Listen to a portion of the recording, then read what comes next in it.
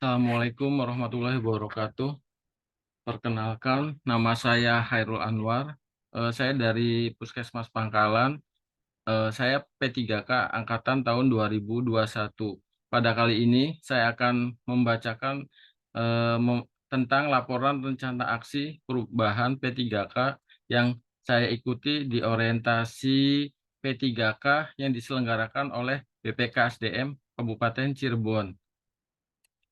Eh, di sini latar belakang saya membuat laporan ini adalah karena saya sebagai perawat adalah tenaga profesional yang mempunyai kemampuan, tanggung jawab, dan kewenangan dalam melaksanakan dan memberikan perawatan kepada pasien yang mengalami masalah kesehatan.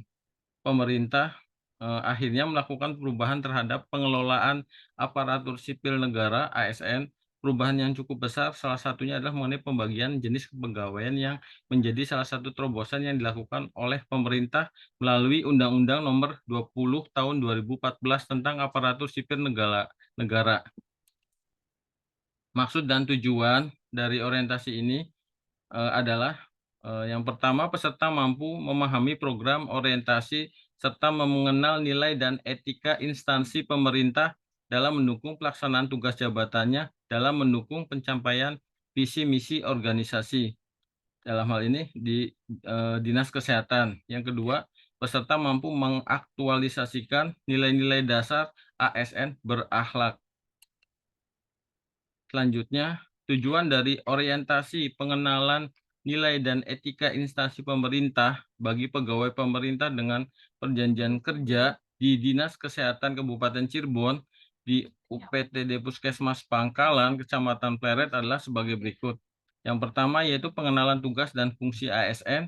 Kedua, pengenalan nilai dan etika pada instansi pemerintah, pemahaman dan penyediaan informasi kepada pegawai pemerintah dengan perjanjian kerja yang baru diangkat. Yang ketiga, diharapkan mampu mengaktualisasikan nilai-nilai dasar ASN berakhlak serta dapat melaksanakan tugas yang menjadi kewajibannya dalam melaksanakan program pemerintah di unit kerja. Untuk waktu dan tempat dari pelaksanaan rencana aksi perubahan P3K di Puskesmas Pangkalan ini beralamat di Jalan Nyi Gede Cangkring, nomor 6, RT 1 RW 1, Desa Pangkalan, Kabupaten Cirebon.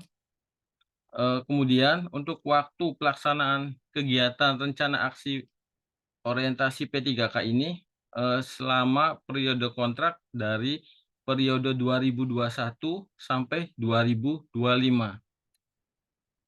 Untuk Renstra atau rencana strategis mempunyai fungsi yang pertama sebagai pedoman dalam implementasi operasional RPJMD pemerintah daerah, yang kedua sebagai dasar dalam penyusunan Renstra perangkat daerah, yang ketiga sebagai instrumen pengendalian dan evaluasi kinerja pelayanan perangkat daerah, yang keempat sebagai kontrak kinerja kepala daerah dengan kepala perangkat daerah dengan kepala daerah dan sebagai landasan dalam mengupayakan terwujudnya layanan kepada masyarakat sesuai dengan tugas dan fungsi perangkat daerah.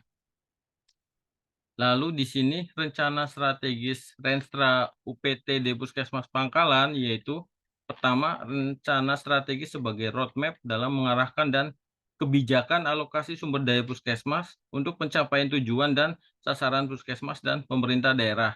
Yang kedua, strategi dan arah kebijakan, rencana program dan kegiatan, dan rencana keuangan.